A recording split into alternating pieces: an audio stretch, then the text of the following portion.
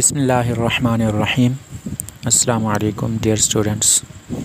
English grammar की एक और लेसन के साथ मोहम्मद इकबाल हाज़िर खिदमत है। पिछले सबक में हमने प्रेजेंट कंटिन्यूअस टेंस से मुताल्लिक़ कुछ इब्तिदाई बातें पढ़ी हैं। मसलन हमने ये पढ़ा है कि प्रेजेंट कंटिन्यूअस टेंस फ़ेल हाल जारी को कहते हैं और इसमें किसी काम के ज़माने हाल में जारी होने का ज़िक्र मौजूद होता है। उर्दू में इसकी निशानी रहा है, रही है, रहा हूँ वगैरह होता है। यानी इंग्लिश प्रेजेंट कंटिन्यूअस टेंस का जब आप तर्जुमा करेंगे तो उस तर्जुमे में रहा है, रही है आएंगे, और अगर उर्दू ग्रामर की बात हो तो उसमें फ़िलहाल जारी के आखिर में रहा है, रही है वगैरह आएंगे। अब प्रेजेंट कंटिन्यूअस टेंस का जो स्ट्रक्चर है, जो एक फॉर्मेट है, जो तरकीब है, वो ये है कि सबसे पहले सब्जेक्ट आएगा जो कि I, we, you, he, she, it, they भी हो सकता है और कोई नाम भी हो सकता है। उसके बाद इज़, आर या एम आएगा, आई के साथ एम, और जमा जो सब्जेक्ट होंगे उनके साथ आर आएगा, यू के साथ भी आर आएगा और बाकियों के साथ इज़ आएगा। उसके बाद फ़ेल की पहली फॉर्म और उसके साथ आई एन जी आएगा। मसलन डू से डूइंग, वर्क से वर्किंग। और इसमें एक थोड़ी सी वजाहत थी कि वर्ब की पहली फार्म से चौथी फार्म यानी आई एन जी वाली फार्म बनाने के लिए ये देखेंगे कि उसके आखिर में कोई वाउल अगर है, ए, ई, आई, ओ, यू में से कोई हर्फ है तो उसको हज़फ कर देंगे और फिर आई एन जी लगाएंगे। जैसे मेक के आखिर में ई है तो उसको ई को हटा दिया, राइट के आखिर में ई है उसको भी हटा दिया। दूसरी बात ये थी कि अगर किसी वर्ब के आखिर में कॉन्सोनेंट हो और उस कॉन्सोनेंट से पहले वाउल हो तो आई एन जी लगाने से पहले आखिरी कॉन्सोनेंट को डबल कर दिया जाता है। इसकी मिसाल बिगिन से बिगिनिंग यानी एन डबल हो गया है। अब हम इसकी एक मिसाल लेते हैं। ही इज़ क्राइंग, वो चिल्ला रहा है या वो रो रहा है।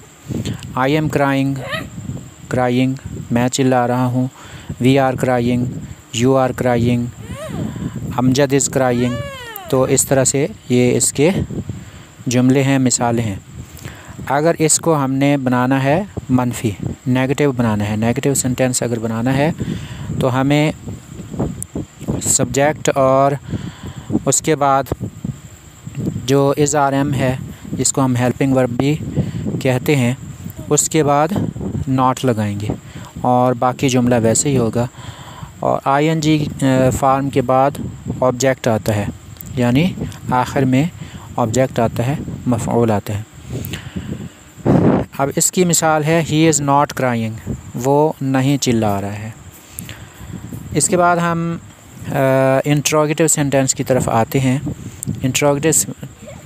इंट्रोगेटिव सेंटेंस से मुराद सवालिया जुमला है। अब अगर सवालिया जुमला बनाना है तो हम हेल्पिंग वर्ब को शुरू में लाते हैं। याद रखिए हेल्पिंग वर्ब ये मुख्तलिफ हैं। इज़, आर, एम भी हेल्पिंग वर्ब हैं। डू, डज़ और डिड भी हेल्पिंग वर्ब हैं। हैज़ और हैव भी हेल्पिंग वर्ब हैं। इसके अलावा कुछ और भी हेल्पिंग वर्ब्स हैं जिनके बारे में मैं आपको बाद में भी बताऊंगा। तो यहाँ पर अगर सवालिया बनाना है तो शुरू में हेल्पिंग वर्ब आ गया और उसके बाद सब्जेक्ट आएगा।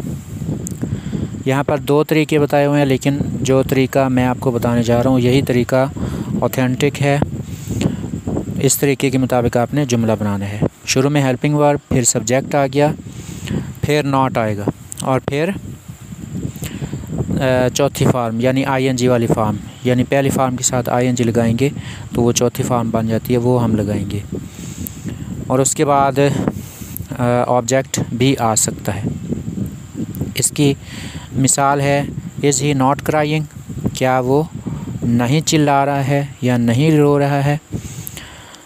इसके अलावा एक और अहम बात यह है कि ज़रूरी नहीं कि प्रेजेंट कंटिन्यूअस टेंस के तर्जुमे में हमेशा रहा है, रही है, ही आए।